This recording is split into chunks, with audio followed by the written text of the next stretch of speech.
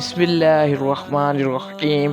وتر کی نماز اسلام کی ان خاص عبادتوں میں سے ہے جو ظاہراً نفل ہے مگر در حقیقت اس کا مقام بہت بلند ہے۔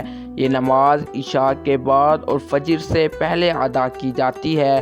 وتر کا مطلب طاق۔ نبی کریم صلی اللہ علیہ وآلہ وسلم نے فرمایا، وتر حق ہے، جو وتر نہیں پڑھتا وہ ہم میں سے نہیں۔ یہ نماز دراصل بندے کی رات کی عبادت کا اختتام ہے۔ جیسے دن کے آغاز میں فجر سے تعلق بندہ قائم کرتا ہے، ویسے رات کے اختتام پر وتر سے وہ اپنے رب کے قریب ہوتا ہے۔ مگر افسوس کہ آج 70% مسلمان اس نماز کو یا تو چھوڑ دیتے ہیں یا غلط طریقے سے پڑھتے ہیں۔ کچھ لوگ سمجھتے ہیں کہ یہ صرف نفل ہے، کچھ کو علم نہیں کہ اسے کیسے پڑھنا ہے، اور کچھ جلدی میں اسے بس 3 رکعت فرض کی طرح ادا کر کے ختم کر دیتے ہیں۔ سوال یہ ہے کہ آخر ایسی اہم عبادت میں یہ غفلت کیوں؟ کیا یہ صرف علم کی کمی ہے یا دل کی سستی؟ دراصل دونوں وجوہات ہیں، علم کی کمی اور روحانی لاپرواہی۔ اگر ہم جان لیں کہ یہ نماز اللہ تعالیٰ کے نزدیک کتنی محبوب ہے تو شاید ہم اسے کبھی معمولی نہ سمجھیں۔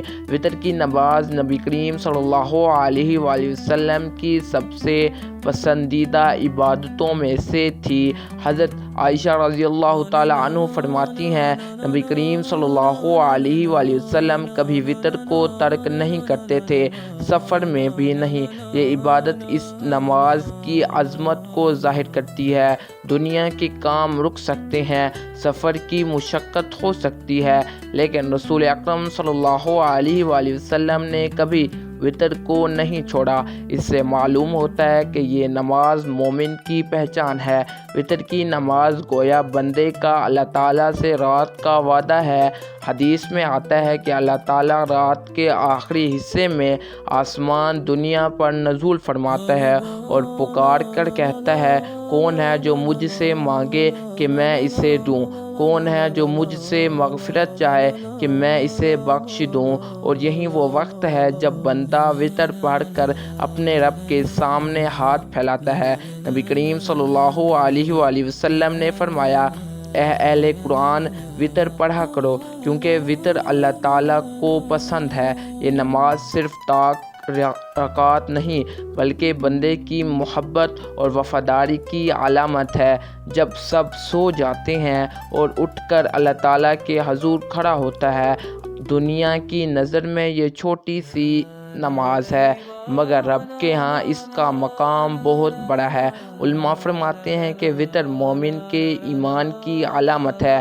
حضرت علی رضی اللہ تعالیٰ عنہ نے فرمایا، وتر چھوڑنا بے ایمانی کی نشانی ہے، یعنی جو وتر کو معمولی سمجھے وہ اپنی روحانی کمزوری کا ثبوت دیتا ہے۔ بہت سے لوگ صرف فرض نمازوں پر اکتفا کرتے ہیں مگر جو بندہ اپنے رب کی قربت چاہتا ہے وہ تہجد اور وتر کو کبھی نہیں چھوڑتا، کیونکہ یہ وہ نماز ہے جو دل کی سچائی سے ادا ہوتی ہے، محض عادت سے نہیں۔ اب آتے ہیں اصل مسئلے پر، کیوں کہا جاتا ہے کہ 70% لوگ وتر غلط پڑھتے ہیں؟ دراصل اس کی کئی وجوہات ہیں جنہیں سمجھنا ضروری ہے۔ پہلی غلطی، نیت میں الجھاؤ۔ کئی لوگ نیت ہی غلط کرتے ہیں، جیسے کہتے ہیں نیت کی میں نے 3 رکعت نماز وتر واجب کی امام کے پیچھے یا سنت کی نیت سے وغیرہ۔ حالانکہ نیت دل کے ارادے کا نام ہے، زبان سے کہنا ضروری نہیں۔ بس دل میں ارادہ ہو کہ میں اللہ تعالیٰ کے لیے 3 رکعت وتر پڑھ رہا ہوں تو یہی کافی ہے۔ دوسری غلطی، رکعتوں کی ترتیب۔ بعض لوگ وتر میں 3 رکعت فرض کی طرح پڑھتے ہیں، یعنی 2 رکعت کے بعد بیٹھ کر تشہد پڑھتے ہیں، پھر تیسری پڑھ کر سلام پھیر دیتے ہیں۔ یہ غلط ہے۔ وتر کی نماز 3 رکعت ایک ساتھ ادا کی جاتی ہے۔ پہلے 2 رکعتوں کے بعد نہ سلام پھیرا جاتا ہے اور نہ تشہد، بلکہ تیسری رکعت میں دعائے قنوت کے ساتھ رکوع کیا جاتا ہے۔ تیسری غلطی، دعائے قنوت چھوڑ دینا۔ زیادہ تر لوگ دعائے قنوت پڑھتے ہی نہیں یا غلط وقت پر پڑھتے ہیں۔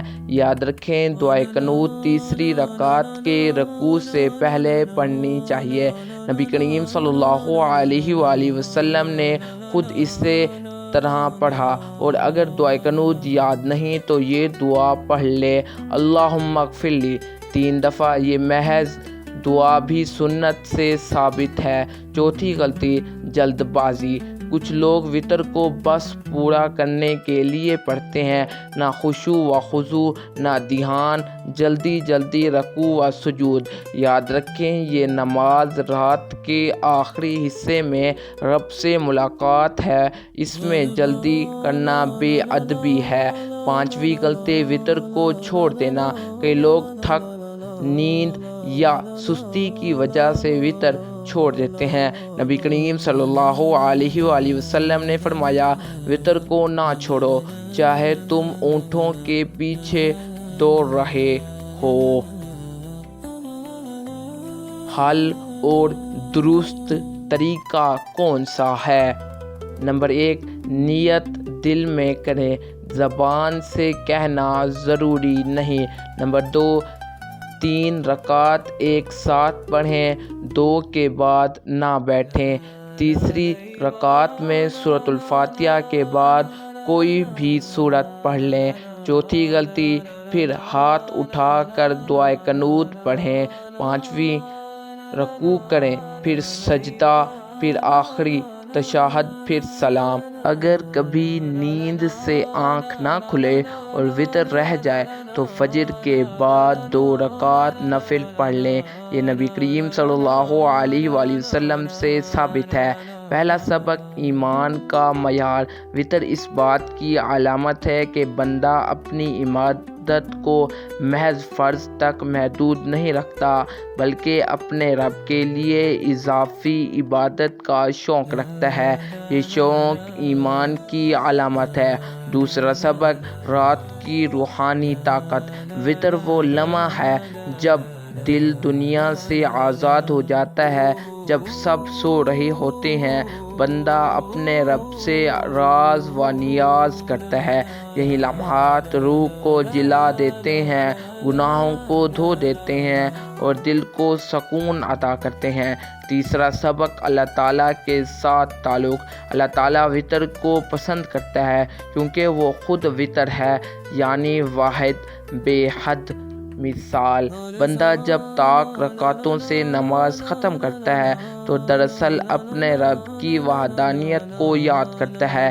یہ بندے کے اور رب کے درمیان محبت کی علامت ہے۔ جو لوگ وتر کو معمولی سمجھ کر چھوڑ دیتے ہیں، وہ دراصل اپنی روحانی ترقی کے دروازے بند کر دیتے ہیں، اور جو اسے محبت سے ادا کرتے ہیں، ان کے دلوں میں نور اترتا ہے۔ لہٰذا ہمیں چاہیے کہ وتر کی نماز کو اپنی رات کا لازمی حصہ بنائیں، چاہے 1 رکعت ہی کیوں نہ ہو، مگر خلوص سے پڑھیں۔ رات کے سناٹے میں جب دل اللہ تعالیٰ کے سامنے جھک جائے تو سمجھ لو کہ تمہارا دن کامیاب ہو گیا۔ آخر میں بس یہی کہنا ہے، وتر کی نماز صرف 3 رکعت نہیں، یہ مومن اور رب کے درمیان راز کی گفتگو ہے۔ جو اس راز کو سمجھ گیا وہ کبھی اپنے رب سے دور نہیں رہتا۔ امید کرتا ہوں آپ کو ہماری یہ ویڈیو اچھی لگی ہو۔ اگر آپ پہلی دفعہ ہمارے چینل پہ آئے ہیں تو کائنڈلی اس کو سبسکرائب کر لیں تاکہ ہر آنے والی ویڈیو کا نوٹیفیکیشن آپ تک لازمی پہنچتا رہے۔ آپ اپنا خیال رکھیے گا، تب تک کے لیے اللہ حافظ۔